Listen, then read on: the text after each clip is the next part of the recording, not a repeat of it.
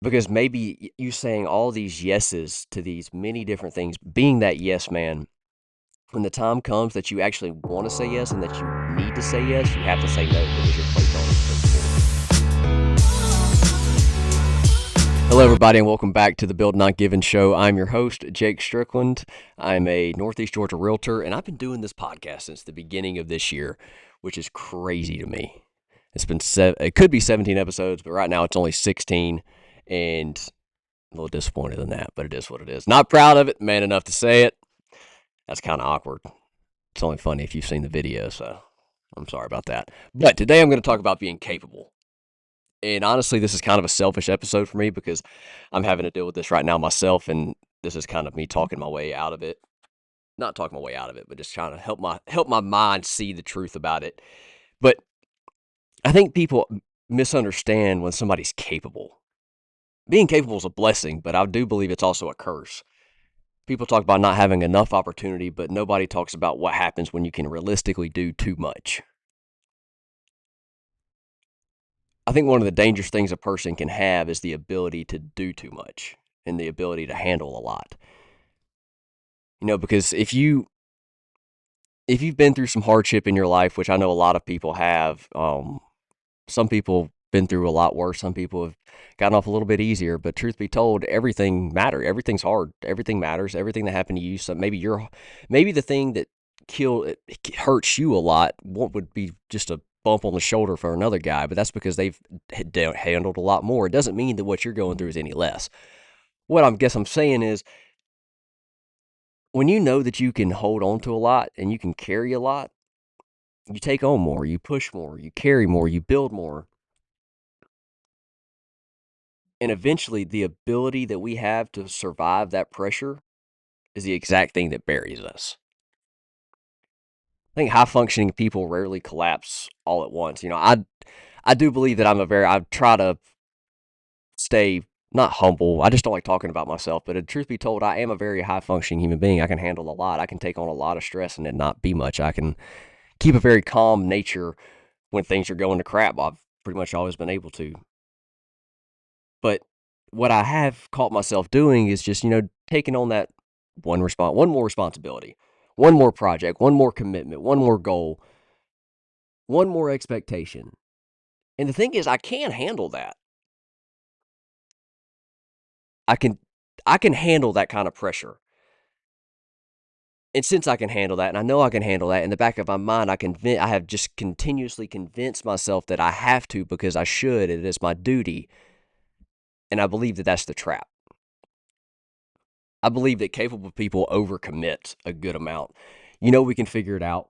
Everybody knows we can figure it out. We know that we can survive the workload. We know that we can perform under that intense pressure. So we keep stacking things on top of things. It's whether it's business, fitness, relationships, content, goals, responsibilities, all these different things. We just decide, hey, I can do this, so I should do this. It's my duty to the world to do this.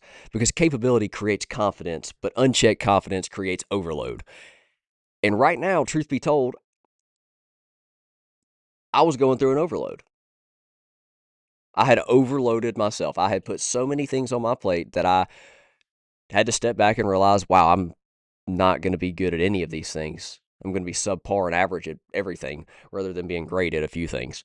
So, feeling guilty, saying no, attaching worth to productivity, the fear of slowing down, the fear of missing opportunity, all of those things are things that people go through when they're capable human beings. I feel guilty saying no when I know I can. I attach worth to productivity. If I'm not producing anything, what am I actually worth? And then I fear slowing down because what happens when I slow down? And at the same time, I believe right now that this is where I am. I do believe that right now I have the ability to continuously go and go and go. I have no other responsibilities. I don't have kids. I don't have a girlfriend. I don't have a spouse. I don't have anything pulling my attention away from hammering down. But at the same time,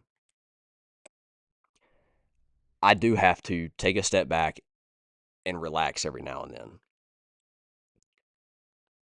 Because even though I might still be smiling, I'm still handling business, I'm still showing up, I'm still producing, people assume that when you're functioning that you're fine, But the truth is, you're mentally exhausted, you're stretched thin, you're disconnected, you're running on fumes.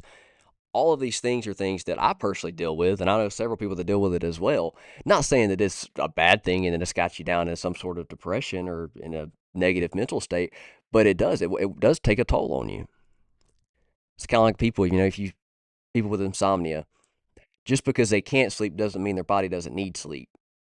So, after those days of staying awake, their body goes through this physical crash because it's not made to act like that. But there's the brain disconnect up there that's causing that problem doesn't care about that.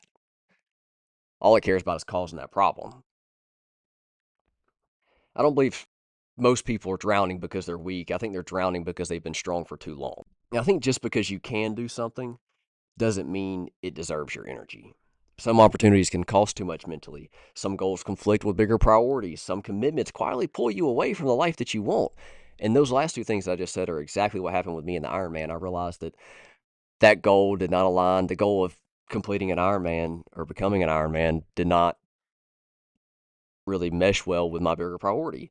And that commitment was pulling me away from the life that I wanted. So I had to sit back and realize that it wasn't for me.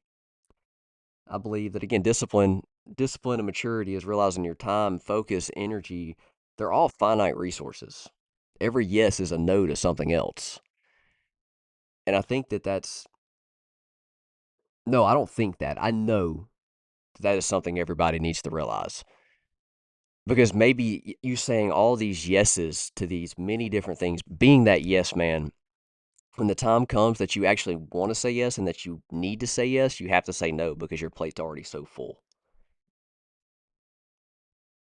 And throughout this episode, it's been a lot of, I'm sure I've sounded like I'm all over the place, but that's because as I talk, I'm having these just self reflections. And again, to tie back into the Iron Man thing, that's kind of what I've been doing lately. I took that step back and I audited my life and I looked at everything that was on my plate, but I didn't do it from a weakness standpoint. I did it from awareness. I did it for clarity. I did it from long term thinking. I realized I was treating every opportunity like it deserved equal access to me. And the truth is that it doesn't. But just because I took the Ironman off the plate doesn't mean that I didn't replace that with something. Because I'm getting my broker's license. I'll be at real estate for 3 years. You can get it on your third year. I plan to be licensed by the end of July. And then also put back on my plate trying to build like a tech startup. Don't know what that was about. And I'm trying to buy a house. So I replaced I put all these different things back onto my plate. But the truth is, all of those things were things that needed to be there anyway, because those are the things that are going to get me to the life that I really wanted, not the training for the Ironman.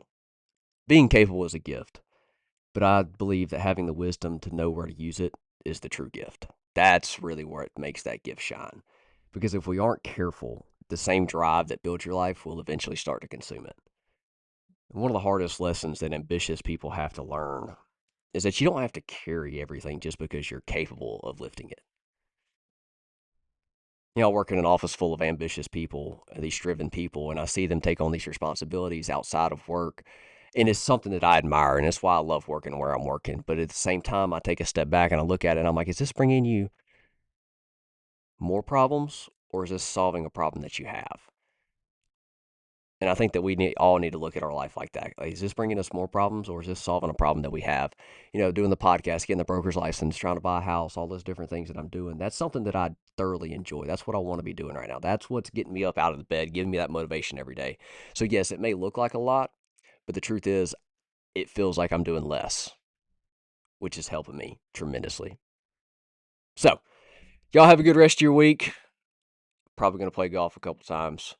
Remember, ball doesn't matter near as much as the shot. Forget about where the ball's at.